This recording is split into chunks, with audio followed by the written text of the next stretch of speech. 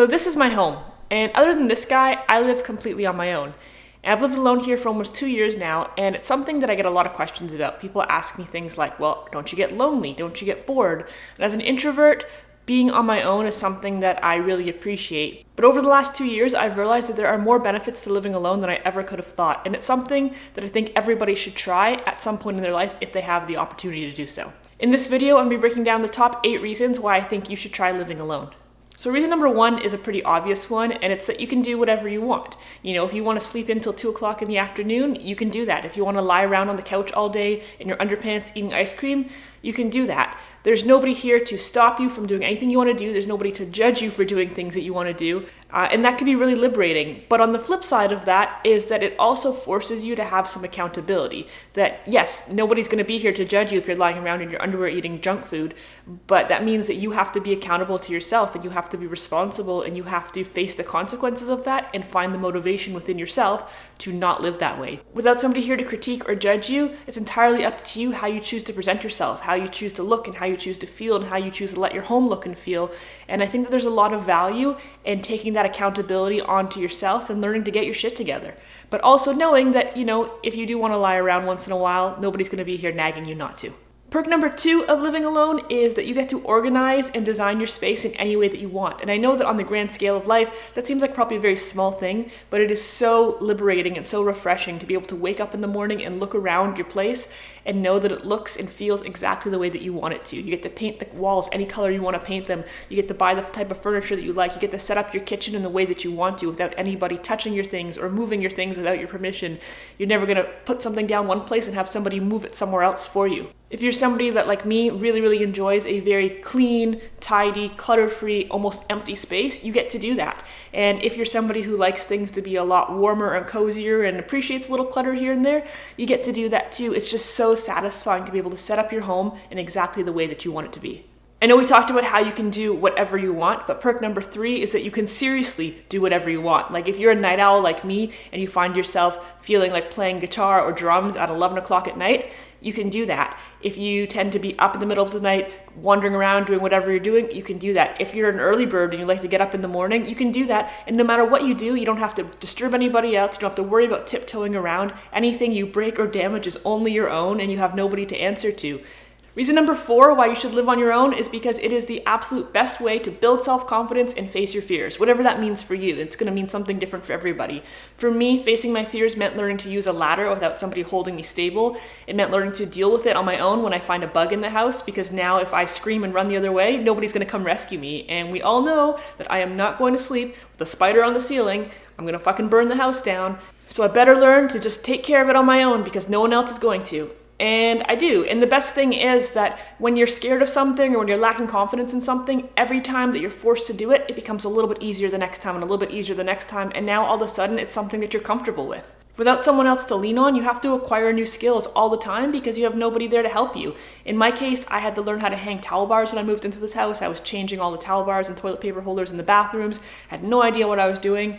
Made a mess of the wall, made a bigger hole than I should have, and guess what? Then I had to learn how to not only hang a towel bar, but patch a wall and sand down the patch and repaint it and then rehang the towel bar. And now those are all skills that I have that I wouldn't have had otherwise.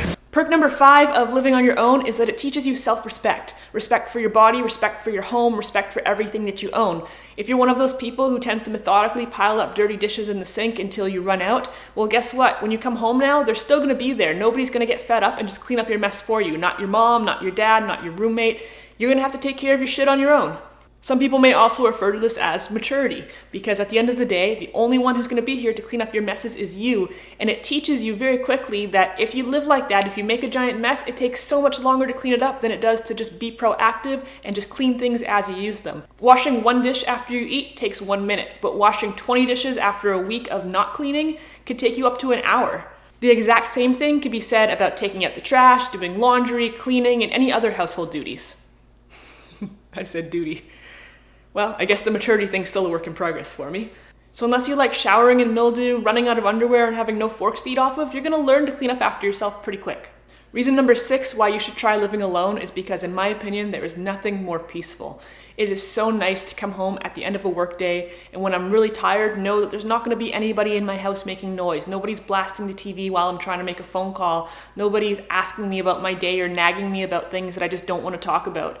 It's just peaceful, and it's quiet, and it's serene. And if I want to make noise, of course I can make noise, but when I'm done with it and I'm over it, it stops. No one inviting guests over against your will, no having to sit through someone else's TV show or negotiate for kitchen space to cook yourself a meal. If you want true peace and quiet, solitude is the only way to get there. Reason number 7 why I believe everybody should try living alone is a really big one, and it's that it teaches you to enjoy your own company. When you spend a lot of time alone, it's really easy to get too much into your own head, but the alternative to that is that you learn to treat yourself way better. You learn to cook yourself delicious meals. You take pride in waking up and getting fully washed and dressed, even when you have no one else to impress, because the only person you should ever be working to impress is yourself. You just learn to appreciate your own company and be more confident doing things for yourself rather than for other people. Learning to appreciate yourself and value your own opinions does wonders for your mental health and your self-esteem, and you might find that in the process you're starting to lose value in other people's opinions, but not necessarily in a bad way, just in a way that allows you to let go of the things that you do for the sake of other people's opinions that you maybe don't actually want to do. It allows you to learn to confidently do things for yourself without worrying so much about what other people think. So cook yourself a 3-course meal and eat off the fancy dishes and wear the clothes that make you feel nice. I've never really understood people who have like at-home clothes and going out clothes. I don't mean like in the sense of formal wear, but in the sense of like wearing pajamas and junky clothes at home because no one's going to see you, but you're going to see you. And I think the way that you dress and the way that you conduct yourself and carry yourself, even in your own home, just plays such a huge role in how you feel, how your mental health feels, how you see yourself. So treat yourself and take care of yourself and learn to enjoy your own company and do things just because you want to do them and just because they make you feel good. And finally, reason number 8 why you should try living alone is because it allows you to be bored. And you're probably thinking, wait, why would I want to be bored? Boredom shouldn't be seen as a negative thing. In my opinion, boredom is amazing. Boredom is a privilege. It fosters creativity. When you have no one to interact with on a consistent basis, it forces you to find ways to pass the time pleasantly. In my case, not only do I live alone, but I live without a TV, without a Netflix account, without a drug habit. And so when I'm bored, my options are few, but it forces me to be creative and to get out of my comfort zone and find ways to pass the time. I can go for a walk. I just made my dog jump up. Look at this. I said the W word. Sorry, buddy, not now. But I can do that thing that I just said that I don't want to say again, or I can read a book, or I can play with my pup, or I can learn a new hobby, like a new musical instrument, or I can pick up like yoga, or I can learn how to make YouTube videos. I can learn how to garden, or sew, or cook new dishes, or bake cookies, or like do literally anything. The options are endless. I guess a lot of people think that boredom looks like just lying around on the couch doing nothing, and I suppose that sometimes it does, but it really doesn't have to. And if you do that enough, you're going to get sick of it really quick, and you're going to learn to find new ways to pass the time. You're going to find new hobbies and new interests and pick up new skills along the way. And so I hope this video has inspired you to perhaps consider living alone at some point, or even if not living alone, just to learn to be more comfortable during the times when you are alone. Solitude is something that is very normal and very comfortable for me. I grew up as an only child in a single-parent home with no cousins that were anywhere near my age. I went to a school when I was young where I didn't really get along with the other kids. I didn't have a lot in common with them, and so early on I didn't have a ton of friends. And eventually I went on to start my own business where I am the owner and operator and I have no coworkers. And so I spend a lot of time on my own, and I kind of always have. And maybe there was a point in my life when I was younger where I felt uncomfortable about that. But if I'm being honest, I don't know that I actually felt uncomfortable because I felt uncomfortable, but more so I felt uncomfortable at the judgments that I perceived from other people when I was alone. And the truth is, if I've learned anything over time, it's nobody cares about you. Nobody cares about your situation. They're too busy looking at themselves. And when I let go of that fear of judgment, I realized that I actually really enjoy being on my own, and now I've made the conscious effort to live on my own and to have my solitude and to learn to appreciate it. I really don't even think that I'm the type of person that could handle living with roommates, if I'm being totally honest. At this stage of my life, at least, I am very, very happy having a place to call my own and having no one else here to have to share it with. But I also realize that there is an immense amount of privilege that comes with being able to afford to live on your own, with the cost of housing and rent and utilities and all the things being as high as they are nowadays. With that said, if you can afford it, if it is something that's accessible to you, I highly recommend giving it a try. You might just find that you never want to live with anybody ever again.